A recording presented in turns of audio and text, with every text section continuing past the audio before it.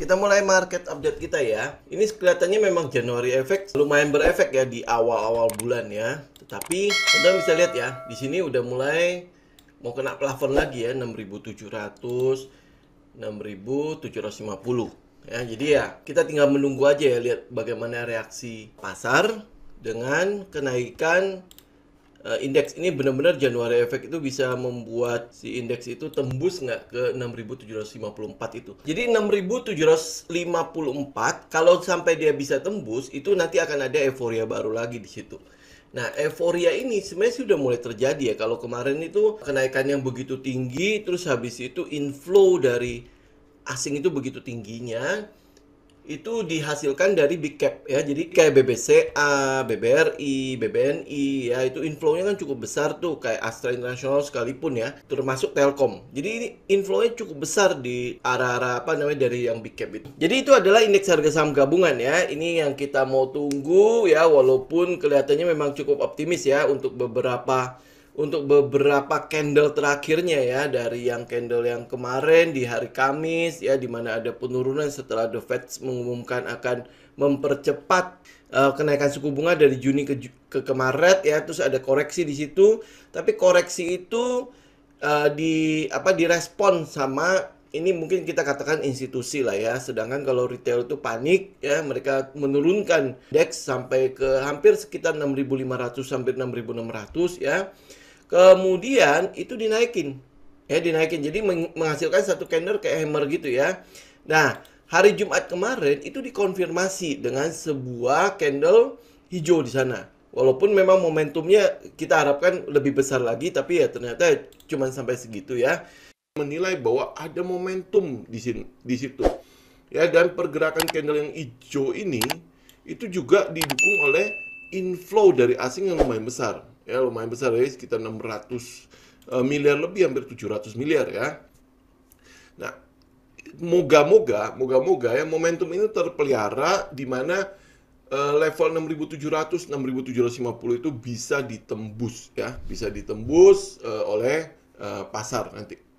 Ya, ini tinggal kita lihat aja. Kalau momentumnya cukup bagus seperti itu, lalu saham batubara sudah naik ya, terus habis itu mungkin saham-saham yang berhubungan dengan big cap yang perbankan yang kemarin kita sebut itu kayak BBCA, BBRI, BBNI ya, mungkin masih ada peluang untuk masuk gitu. Tetapi udah mulai jalan ya. Nah, di market update kali ini kita mungkin akan melihat dua sektor ya. Kita akan mulai melihat dua sektor dari indeks harga saham gabungan yang mungkin masih belum mengalami kenaikan yang cukup berarti dibandingkan dengan sektor-sektor yang lainnya ya. Nah, sektor yang pertama adalah, teman-teman mungkin bisa lihat, adalah sektor CPO ya. CPO ya, harga CPO-nya dulu ya. Nah, harga CPO-nya, teman-teman lihat, harga CPO-nya sendiri itu sedikit lagi sudah mulai menyentuh all time high. All time high-nya kan di sini ya. Ya, kita lihat yang gedenya dulu. Ini all time high kan di situ ya, sekitar 5.221 ya. Nah, sedangkan tren dari CPO-nya sendiri masih cukup strong uptrend ya, kalau kita boleh katakan seperti itu ya. Setelah dari channeling line ini ya, dia sempat tembus, kemudian dia ngebest di area sekitar channel itu ya. Tetapi teman-teman kalau lihat dari pergerakannya secara keseluruhan, mungkin lihat di weekly ya. Ya, ini masih tetap dalam kondisi yang cukup uptrend. Setelah pergerakan turun ini, itu retest ke sekitar struktur itu kan, dan itu nggak patah. Ya, tidak patah, dan terus naik ya, dan ini sudah mulai membentuk low yang semakin meninggi ya. Jadi masih ada peluang harga CPO-nya ini masih akan terus meningkat. Ya, kita lihat kayak gitu ya, apalagi nanti dia bisa tembus 5.221. Nah, harga CPO yang sudah begitu tinggi itu masih tidak direspon ya, kita boleh bilang ya, masih belum terlalu direspon oleh saham-saham yang berbasis CPO. Ya, ini kita lihat misalnya kayak LSIP ya, LSIP saham CPO harga CPO-nya sendiri itu sudah terus melangit ya, terus melangit, sedangkan saham ini yang buat LSIP itu masih tetap sideways aja. Ya, masih di range yang sideways nih. Ya, tetapi posisi terakhirnya, teman-teman lihat ya, ini low, ini low, ini low-nya udah nggak nyentuh lagi ya. Kita nggak tahu apakah nanti dia akan sentuh dulu baru naik lagi ya. Tetapi kalau lihat dari trendnya, dari teknikalnya, ya, dari teknikalnya, jauh lebih baik kita nunggu kalau misalnya si LSIP ini bisa tembus 1230 ya.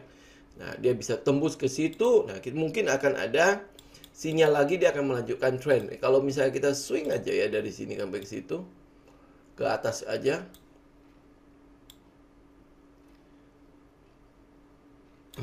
Ya, ini ada hampir 1:3. Lumayan lah ya. Ya, kurang lebih 1:3.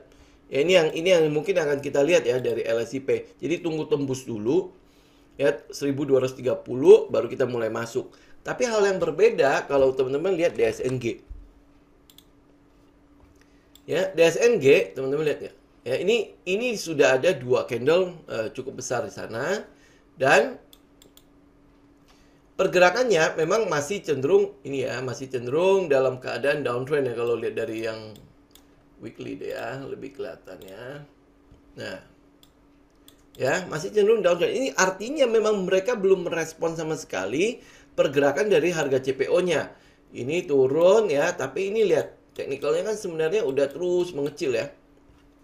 Ya, udah terus mengecil di situ. Nah, ini udah mulai ada kenaikan yang lumayan kenceng. Kita lihat. Nah, lihat ya di volumenya sendiri.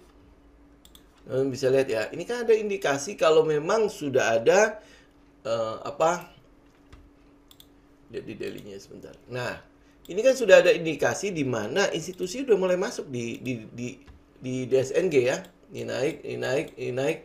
Ya, ini pergerakannya itu ini masih turun kan. Ya, tetapi pada pergerakan di sini, sebelah sini ya, ini kita mulai melihat ada institusi udah mulai masuk. Ini hal yang berbeda, makanya saya bilang untuk si DSNG. Jadi oleh sebab itu, kemarin kita udah sempat mention ya waktu di hari Kamis kemarin ya. Kalau teman-teman ngambil, ini sebenarnya adalah area yang paling enak ya buat diambil ya. Karena dia breakout dari sideways atau base ini, ya kemudian dia naik. Nah, kalau dia udah cenderung dua candle begini, ini sebenarnya kan udah confirm dia breakout dari base ini, ya. Nah, kalau misalnya kita HK aja di hari Senin besok, ini masih ada 1:2 kurang lebih. Ya, ini kurang lebih masih ada 1:2 sampai ke atas ini dulu lah ya.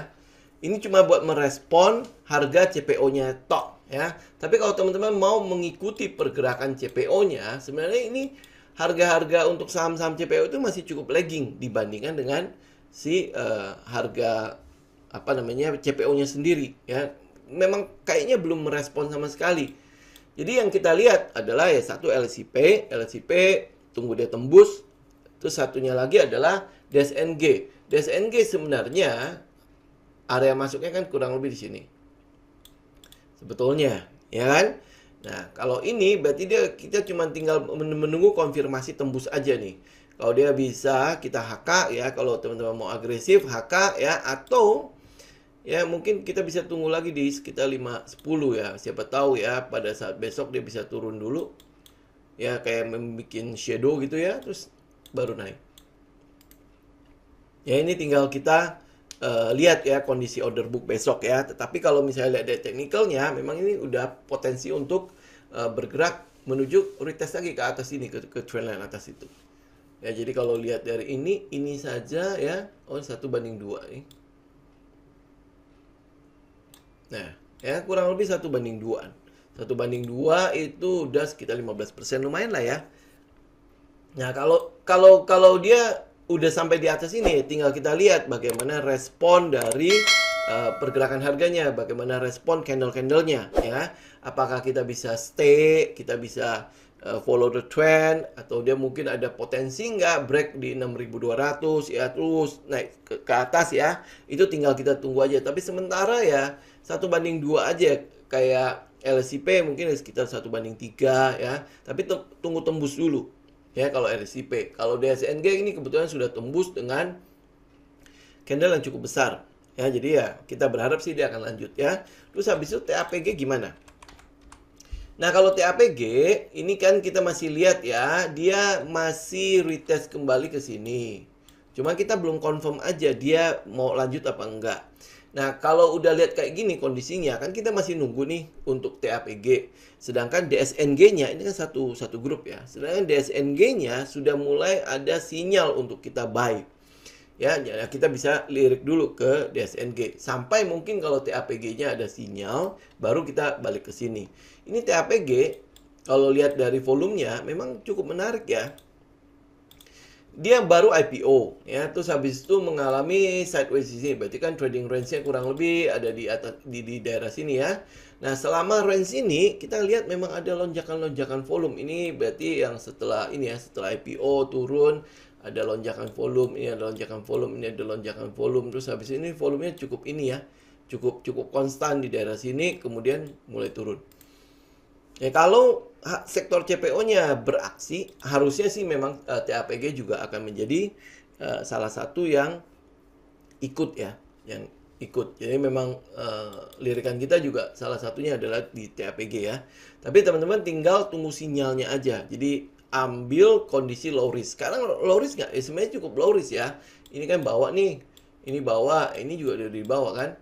Kondisinya cukup low risk buat teman-teman yang agresif ya. Tapi ingat kalau misalnya dia tembus ke bawah berapa ini 565, teman-teman harus bisa keluar ya. Harus pastikan keluar seberapapun optimis teman-teman dengan perusahaan ini, tetap ya namanya technical trading plan tetap diperhatikan. Oke? Nah, itu untuk sektor CPO. Sektor kedua yang teman-teman juga mulai boleh lirik ya. Ini sektor CPO sebenarnya kita udah mention ini dari tahun lalu ya, dari bulan Desember. Bener ya? Dari bulan Desember itu udah mulai bisa melakukan cicilan malah ya di bulan Desember kalau teman-teman mau ambil trennya ya. Tapi di saat-saat ini ya, mungkin di bulan-bulan ini ya, kita melihat memang udah mulai ada reaksi ya, di mana harga minyak goreng dalam negeri itu sudah mulai ada apa ya kita bilang ya, solusinya. Harga yang udah tinggi itu udah akan ada subsidi ya, berarti harga penjualan minyak goreng tetap akan tinggi sebenarnya untuk pendapatan si perusahaan-perusahaan ini. Kenapa? Karena itu didukung oleh subsidi ya. Subsidi kan dibayar oleh pemerintah ke perusahaan-perusahaan kan. Nah, ini harga yang tinggi harusnya bisa menggenjot pendapatan dari perusahaan-perusahaan CPO. Belum lagi biodiesel kan tahun ini akan digenjot menjadi B40 kan. B40 kan nggak mungkin juga dia biodiesel ini dibeli dengan CPO ini dibeli bukan dengan harga pasar, atau terlalu jauh dengan harga pasar kan nggak mungkin juga kan. Nah, tapi setidaknya kita bisa ngelihat ya, ada peningkatan pada harga CPO termasuk di dalam negeri. Nah, kalau dia meningkat, harga pokok produksi kan tetap, ya kan? Harga pokok produksi ya cuma begitu-gitu saja, ya. Tidak ada peningkatan. Kayaknya pupuk untuk kelapa sawit juga sebenarnya tidak membutuhkan pupuk yang kayak gimana-gimana juga kan. Ya, jadi harga pokoknya cukup tetap. Nah, kalau sampai pendapatannya nggak naik, ini kan jadi sebuah tanda tanya banget ya. Nah, pendapatan yang naik ini masa nggak direspon dengan kenaikan harga? Ya, karena harga bergerak kan antisipasi untuk kenaikan pada pendapatan atau kenaikan pada fundamentalnya kan. Nah, itu yang kita lihat dari CPO. Makanya kenapa teman-teman mulai bisa melirik CPO ya dari bulan ini. Kemudian yang sektor yang kedua adalah konstruksi. Ya, konstruksi seiring dengan mulai gencarnya pemberitaan mengenai ibu kota negara, terus isunya tanggal 12 ini akan ada ketok palu, benar nggak? Ya, kita tinggal menunggu aja. Tapi sudah ada kepastian bahwa rancangan undang-undang ibu kota negara itu akan disahkan di bulan ini juga, di Januari 2022. Ya, terus upaya pemerintah dari sisi pemerintah ya, budget-budget mereka, anggaran-anggaran mereka sudah disiapkan. Tinggal dinamakan ya, tinggal dinamakan ini menjadi apa. Terus habis itu dari mana uangnya juga udah mulai keraba lah, udah mulai kelihatan ya arah-arahnya seperti apa. Nah, dengan adanya proyek ibu kota negara itu harusnya menjadi sebuah sentimen yang cukup positif untuk konstruksi. konstruksi dan turunannya sebenarnya ya. Teman-teman tinggal lihat lah turunannya apa aja. Ada di baja, ada di semen ya, turunan dan lain-lainnya, termasuk di alat berat. Itu pasti akan ada sentimen ke arah situ. Tapi kita mau fokus dulu di konstruksi ya. Nah, beberapa saham konstruksi yang teman-teman bisa lihat, saya mulai dulu dengan PTPP. Ini PTPP kemarin kan udah mulai naik nih ya, tetapi kita udah mulai lihat ada sebuah, ini kan lihat ya, ini kayaknya udah mulai bottom ya di bawah sini ya, di daerah sini nih ya, yang saya tandain hitam itu udah mulai bottom ya. Nah, kepastiannya cuma buat memastikan doang dia ini benar nggak ya bottomnya dia ya, adalah tunggu dia break nih. Dia break, ini kesempatan terakhir ya, 1085. Ya, kalau dia break dari situ, nah itu adalah sinyal pertama untuk teman-teman masuk di sini. Ya, sinyal pertama. Ini lihat nggak garis titik-titik ini? Ini adalah tanggal 12 Januari. Ini saya sudah tandai nih. Kira-kira kalau di tanggal 12 itu ada kejutan nggak? Ya, kalau ada kejutan di situ, benar nggak ada pengesahan dan lain sebagainya di situ ya? Kalau misalnya ada, kelihatannya di daerah sini akan ada rally sedikit di situ. Ya, sampai ke atas ini dulu ya. Sampai ke atas, kalau dia break, ini berarti adalah kesempatan kedua buat teman-teman masuk. Ya, habis itu dia mungkin akan lanjut ya. Ini adalah PTPP. Kita udah sempat bahas ini cukup banyak ya. Nah, habis itu kita lihat Wika. Wijaya Karya ini udah di plafon nih. Ya, kenaikan kemarin udah di plafon nih. Ya, plafon di sini nih maksudnya. Ya, udah mulai plafon, kira-kira tembus apa enggak. Kalau dia tembus, berarti Wika jalan duluan nih ceritanya. Ya, Wika jalan duluan, ini berarti adalah kesempatan teman-teman untuk masuk pertama. Ini Wika. Nah, kalau Wika jalan duluan, Wika udah kayak gini, kira-kira anaknya gimana ya? Anaknya itu adalah WG. Ya, harusnya kan dia kan spesialisasi di bangunan ya. Harusnya dia kebagian dong. Betul ya, bagian dari kontrak-kontrak itu harusnya dia kebagian. Nah, untuk WG sendiri, ini kan ada di posisi di bottomnya ya, di daerah sideways ini nih. Dia ada di posisi itu. Jadi kalau buat agresif, ini tempat yang paling menarik untuk kita collect. Benar nggak? Ya. Kenapa ya? Karena di bawahnya adalah stop loss. Begitu dia turun, ya kita keluar aja. Gitu. Jadi ini dalam keadaan low risk untuk WG. Oke.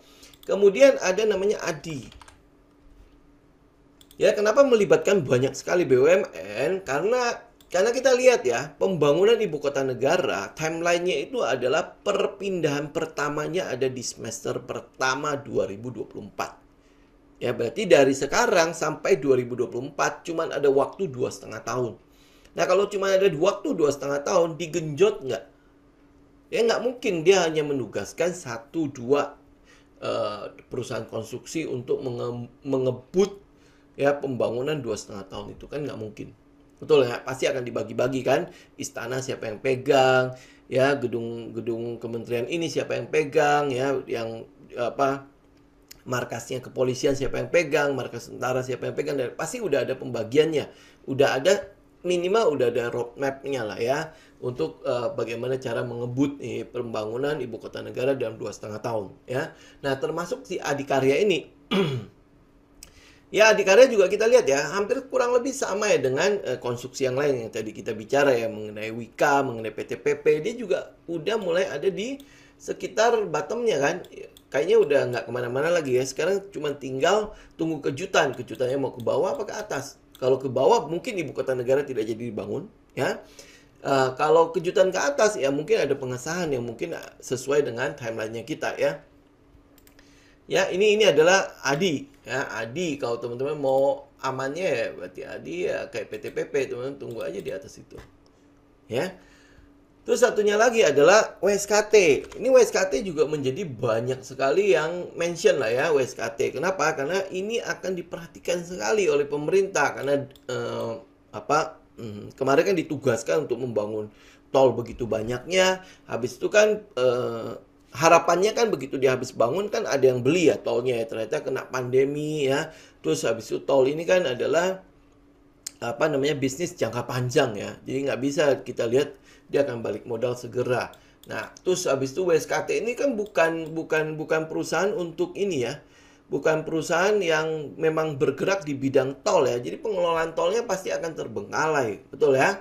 Nah, karena dulu dia pernah dibebani begitu tingginya sehingga mengakibatkan utangnya meroket ya. Nah, betul beban pemerintah pasti ada di sini. Ya, beban pemerintah buktinya kemarin kan dikasih PNN berapa T ya untuk membantu pemulihan dari WSKT, betul ya. Nah, kalau kita lihat secara teknikal aja ya, teknikalnya memang dia udah tertahan kembali ya di sekitar supportnya. 7,9 T ya. Nah, itu injeksi dari pemerintah loh. Walaupun memang utangnya jauh lebih besar dari itu ya. Nah, kalau dari sisi fundamentalnya memang ya cukup ketar-ketir lah kita ikut yang WSKT. Tetapi kalau dari teknikalnya, seandainya ada kejutan yang terjadi di sana, ya ini adalah area yang cukup agresif buat kita bisa entry di sana. Sebenarnya ya, dengan target kurang lebih sampai ke atas inilah. Nah, ya. Ini ada sekitar, ini berapa ya? 1 banding, gede banget ya, 1:25 lah. Nah, itu ada sekitar 177%. Itu makanya kenapa, alasannya ya, kenapa WSKT cukup gencar direkomendasikan orang. Kalau lihat dari teknikalnya begitu. Ya, dari teknikalnya ada peluang terjadi rally di daerah sini. Ya, sampai 1:25. Ya 1:25. Cuman ya itu sekali lagi ya, karena fundamentalnya cukup diragukan dengan dengan beban yang sebegitu tingginya, apa bisa ya dia kalau misalnya dapat proyek masih ada yang berani ngutangin dia nggak ya? Karena proyek-proyek pemerintah itu harus jalan duluan loh.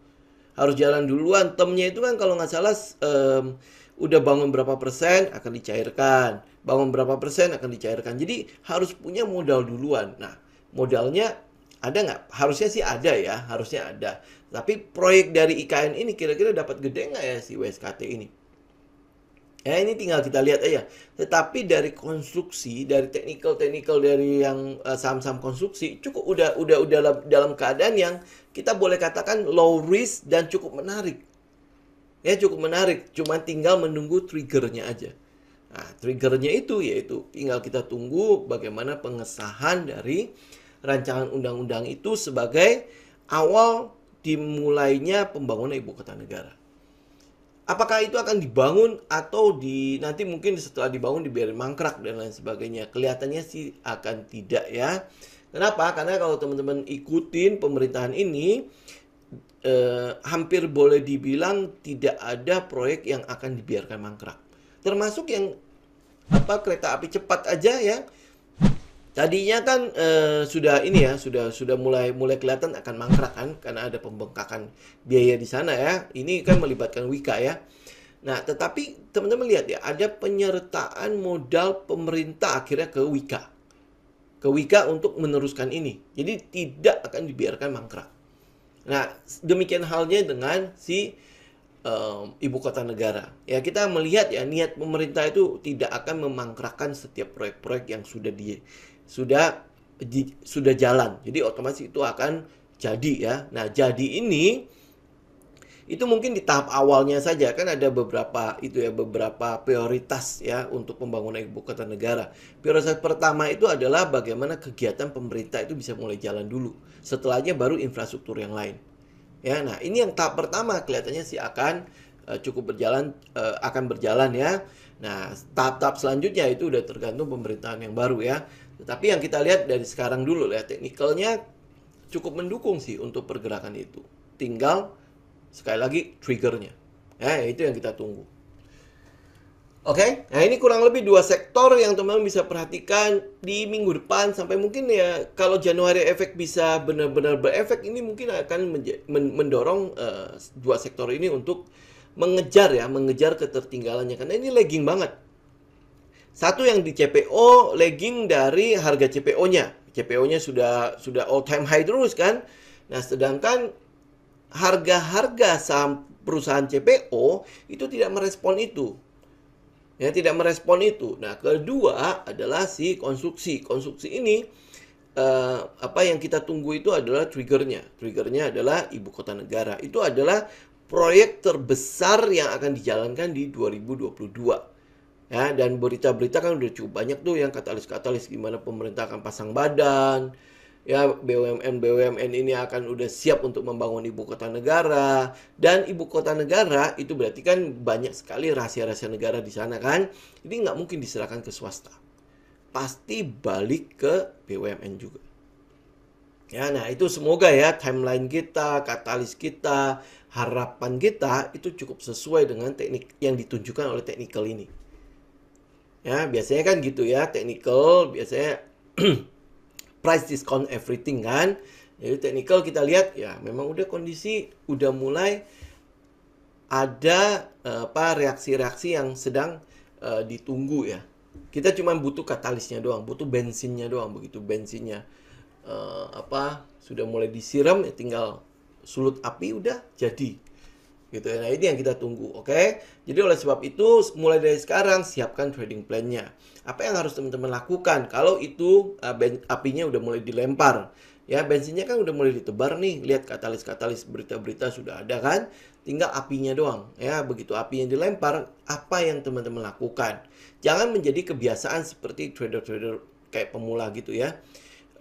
Udah jalan ya, terus habis itu tunggu gini nih. Nah, ini dari sekarang udah teman-teman persiapkan trading plan-nya. Kalau apinya udah dilempar, apa yang harus saya lakukan? Saya harus masuk di mana? Kalau saya agresif, saya mulai cicil di mana? Ya, kalau saya konservatif, saya udah tentukan harga-harga di mana saya mau melakukan cicilan averaging out up di sekitar mana saja. Ya, jadi itu teman-teman udah mulai persiapkan dari sekarang. Oke? Nah, insight-nya kurang lebih seperti itu ya untuk market update. Jadi dua sektor ini teman-teman perhatikan untuk bulan ini lah. Nah gitu ya, saya pikir untuk market update kita hari ini. Jadi ya teman-teman tinggal perhatikan, siapkan trading plan-nya ya. Terus habis itu sesuaikan dengan karakter teman-teman. Kira-kira saya lebih cocok untuk saham-saham seperti apa. Tapi yang pasti adalah dua sektor ini teman-teman boleh perhatikan karena sifatnya masih lagging ya. Siapkan saya harus masuk di mana, kira-kira di mana low risk-nya dan di mana yang sesuai dengan karakter masing-masing ya. Oke, sampai ketemu lagi nanti di hari Selasa di market review. Salam tim.